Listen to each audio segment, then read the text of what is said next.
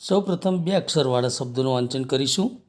ભાઈ, શાળા, કાન, હાથ, રાડ, બાલ, વાળ, માથા, નાક, મોજા, કામ, ખાના, ઊભા, આડા, કાકા, ગામ, દામ, રામ, ટાઢ, હાથ, મારા, ચાર, આગ, વાઘ, રજા, ગાય, દાવ, માથા, મામા, બામ, આમ, નામ, ગાય, ખાવા, દાવ.